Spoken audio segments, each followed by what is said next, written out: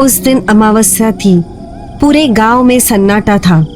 गांव के मुखिया के घर से नौकर पुंगी बजा रहा है। यह सुनकर घर से औरतें बाहर निकली और अपने अपने घरों की दहलीज के सामने खड़ी हो गई। हर घर से एक औरत एक हाथ में चाकू और दूसरे हाथ में चावल से भरा गिलास पकड़ी थी।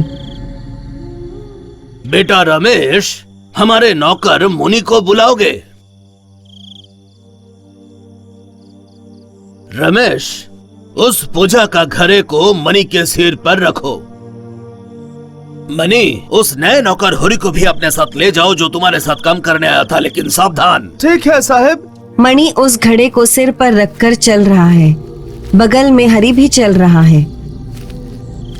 दोनों ग्राम प्रधान के घर से बाहर निकलकर गांव के एक घर में जाकर रुके। वैदेही, नैवेद्य। जय वैदेही, ऐसा कहकर चाकू से उंगली को काटकर उस घड़े में खून डालती है। गिलास का चावल भी घड़े में डाल देती है। वैदेही की जय जयकार करते हुए घर में चली जाती है।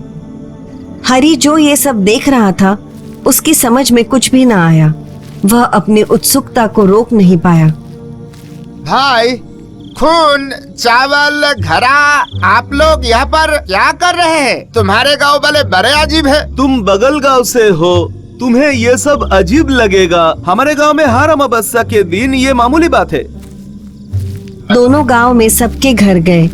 उन्होंने जो खून बहाया उसे और चावल को घड़े में भरकर गांव के बीच उस जीर्ण शीर्ण मंदिर में रखकर पीछे मुड़े बिना ही गांव के मुखिया के घर चले गए। गांव में सभी घरों के अंदर जाकर दरवाजे बंद कर बत्तियां बुझा दी। पूरे गांव में सन्नाटा छा गया। भूतों के सामने रखा घड़ा झन झन हिल रहा था। भूत प्रेत के चीखने चिल्लाने जैसे जोर जोर की आवाजें भूतों के मंदिर से आ रही थी। घड़ा फट से फूट गया। उसमें से खून की एक बूंद या चावल का एक दाना तक नहीं निकला। जोरों की हंसी आ रही थी। उस हंसी को सुनकर ग्राम प्रधान के साथ मणि पुंगी बजा रहा था। उसे सुनकर सारे गांव वाले अपने घरों से बाहर निकलकर जय वैदेही, जय वैदेही, जय वैदेही, जय वैदेही, जय वैदेही, जय वैदेही, जय वैदेही, जय वैदेही, जय वैदेही। हरि पास से गुजरते हुए मंदिर के बाहर दिखता है। वह घड़ा टूटा हुआ था।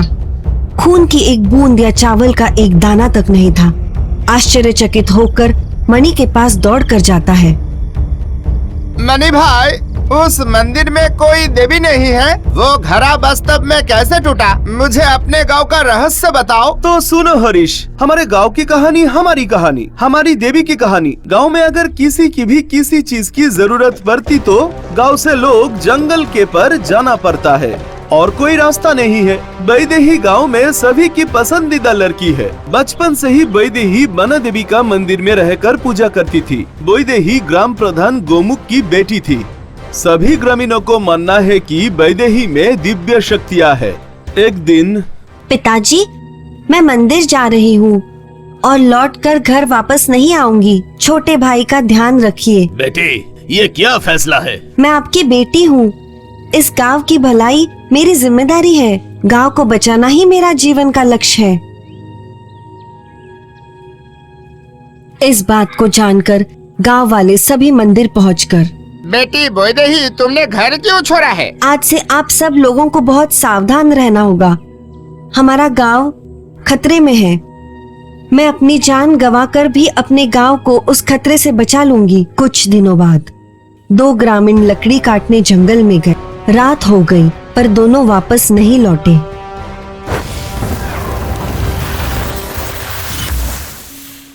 उन दोनों के परिवार वाले वैदेही के पास आकर सब कुछ बताते हैं।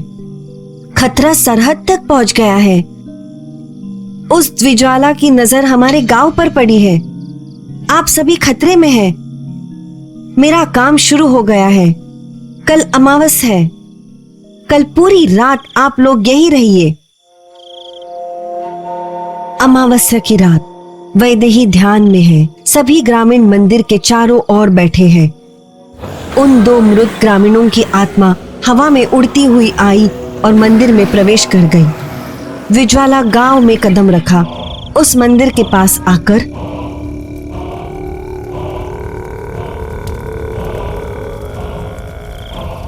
कापालिका, मैं तुमको इस गांव की बलि चढ़ाऊंगा।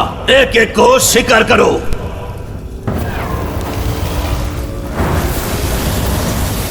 द्विजवाला, मेरे रहते तुम मेरे गांव में ज्यादा देर तक टिक नहीं सकते। मेरे गांव में किसी को भी कोई हानि पहुंची तो तुम्हारा अंत निश्चित है। तुम मुझे रोकोगी? पूजारिन कापालिका, तुम्हारा अंत देखूंगा।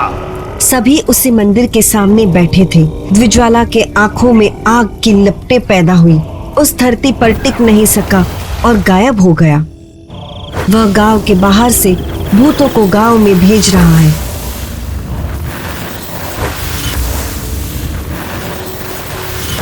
कुछ देर बाद गांव में एक चिमनी भूत जलते हुए अंदर आई। वहां बैठे ग्रामीणों में से एक औरत के अंदर प्रवेश कर गई। वह औरत भूत जैसी हो गई। पूरे शरीर में आग लग गई। सबके देखते ही पूरे गांव में दौड़ते हुए चीख चीख कर जलकर राख हो गई। तुरंत 3 और चिमनी भूत गांव के अंदर आई और 3 लोगों में प्रवेश कर भूतों में बदल गए और आग की लपटों में चीखते चिल्लाते पूरे गांव में दौड़ते हुए मर गए। वैदेही उठकर हवा में अभिमंत्रित भस्म फेंकती है। वह भस्म गांव के चारों तरफ रक्षा रेखा की तरह खींचती है। वैदेही मरे हुए उन चारों की आत्माओं को अपनी तपोबल से मंदिर में लाती है। माँ, वन की देवी मेरे गांव की और तुम पर ही विश्वास कर जी रहे हैं। इन सभी लोगों की रक्षा करे माँ। इसके लिए मैं कुछ भी करने को तैयार हूँ। मंदिर में वन देवी की मूर्ति गायब हो गई और दीपक की तरह आई और वैदेही के सिर में चली गई। मंदिर से बाहर आकर, मैं जा रही हूँ, लेकिन मैं आपके साथ रहूंगी। अमावस्या के दिन विकांती आएंगे। वे आपको बताएंगे कि क्या करना है। डरिए मत। नहीं नहीं बेटी, हमें छोड़कर मत जाओ बेटी।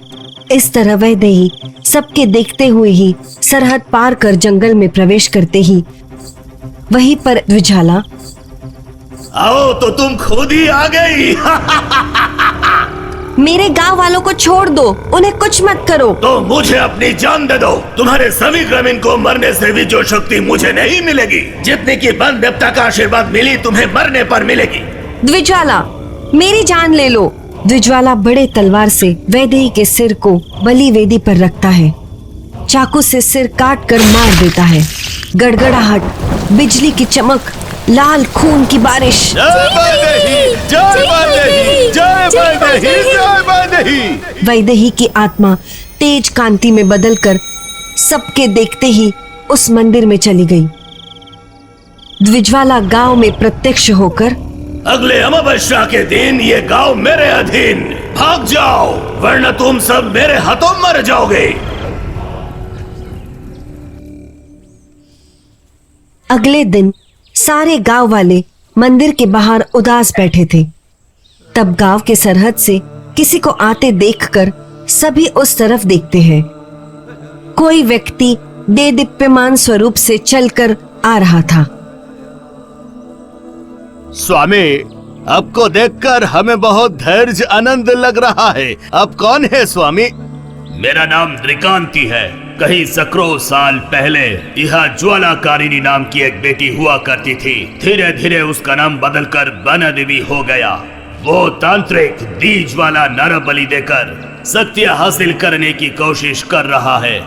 उसका अंत सिर्फ मनुष्य की शक्ति से, दैव शक्ति से, जा केवल आत्मा की शक्ति से नहीं होगा। तीनों शक्तियों के मिलने पर ही उसका वध किया जा सकता है। इस अमावस्या के दिन आप लोगों का खून और चावल एक घड़ा में लेकर इस मंदिर में रखो। अब सब लोगों की शक्ति, उन आत्माओं की शक्ति और ज्वालाकारिणी की शक्ति, ये तीनों मिलकर ज्वाला शक्ति के रूप में बदलकर दीजवाला का अंत करेगी। विकांति के बताए अनुसार उस घड़ों को मंदिर में रखकर सभी अपने अपने घर में चले गए। मंदिर में स्थित आत्माएं कपालिका का तेजो स्वरूप घड़े में चली गई। जोर शोर के साथ घड़ा फट गया।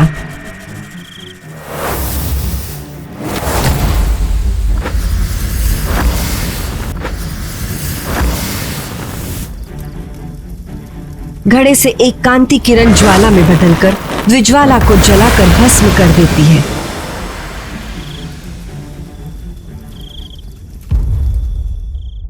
हम तब से हर अमावस्या की ऐसा करते हैं। भाई द्विज्वाला का अंत हो गया ना, पर आप लोग ऐसा अभी भी क्यों कर रहे हो? सृष्टि में बुराई हमेशा अपनी शक्ति दिखाने की कोशिश करती है, इसलिए हम इस भूतों के मंदिर से अपनी मानव शक्ति भेज रहे हैं।